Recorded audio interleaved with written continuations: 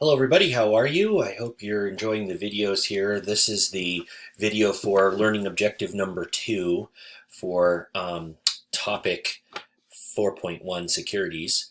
Here we're going to talk about how we define the term security for the purposes of this unit.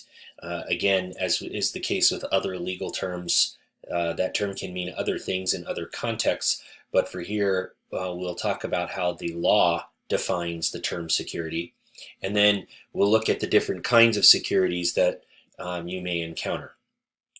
Okay, so let's get to it. All right, so I'm not going to show you this video. I'll post it so you can see it. The point of it is to talk a little bit about the stock market crash of 1929. If you're not familiar with that as a historical event, you should at least watch this video or some other video about it, or just read the Wikipedia page about it, just so you can understand the context of our securities laws. Almost all of our securities laws, in fact, I think all of them, came into being after the stock market crash of 1929. So this event had a huge impact. And what happened in 1929, without getting into all the details, is there was an enormous asset bubble, just like we experienced in the run-up to the 2008 recession. What was happening was people were borrowing money to buy securities, and then those securities, because there was so much demand for them, would appreciate in price, so people would borrow more money to buy more securities.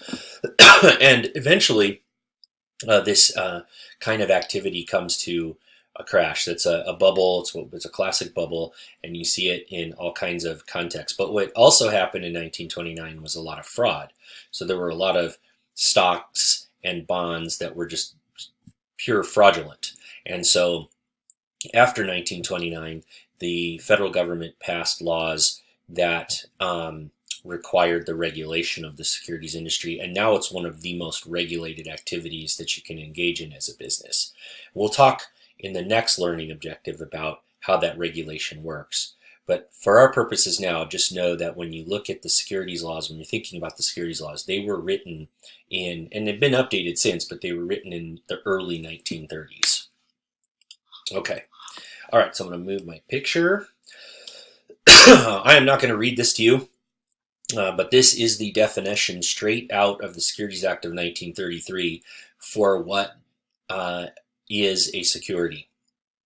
And without reading it, you can just see that it involves all kinds of things beyond stocks and bonds. It includes things like options, things like oil and gas and mineral rights. It includes all kinds of things. And the idea was for the definition to be extremely broad, that we're not just talking about a very limited number of instruments. We're talking about anything, whether it is in the form of a stock certificate or a bond certificate or something, anything that has certain characteristics to it that would lead to someone to believe that it's an investment security.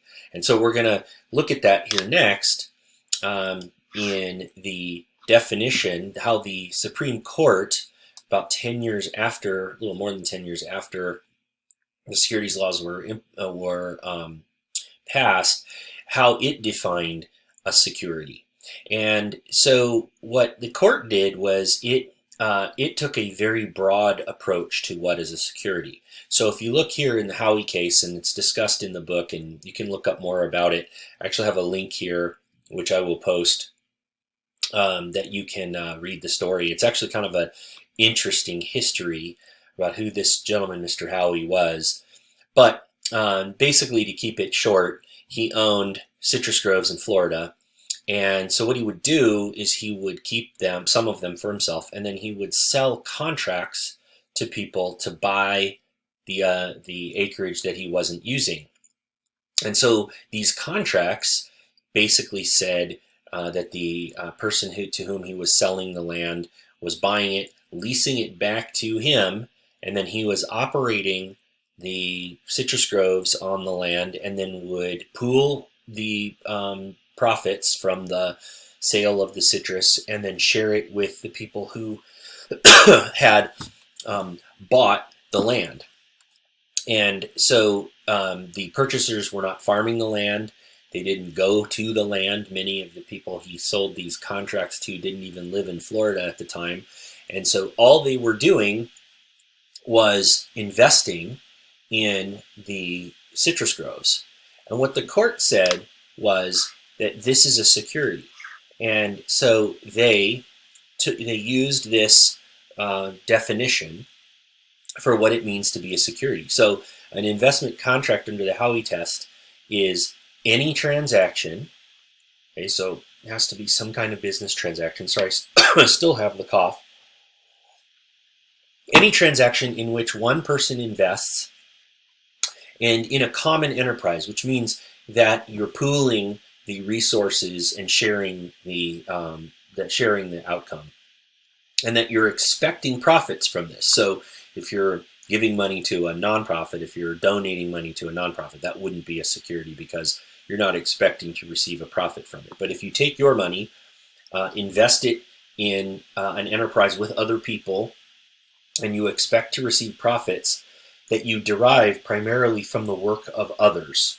So in this case, the investors were getting their profits not because they knew how to farm the land, but because they were expecting Howey to do it for them and share the profits. And so the thing to remember about this is that could encompass a wide variety of possible transactions. And so you always have to be thinking about what it is you're contracting to do, and could it possibly be considered to be a security? Because once it's a security, then it falls under the regulation of the securities laws. And that's why this is so critically important to understand. I have clients all the time who, I actually had one client once who said he was going to sell stock, and I told him, well, you have to comply with the securities laws for that. And he said, oh, well, I know how I'll solve that problem. I'll just issue debt. And I said, well, that's a security too.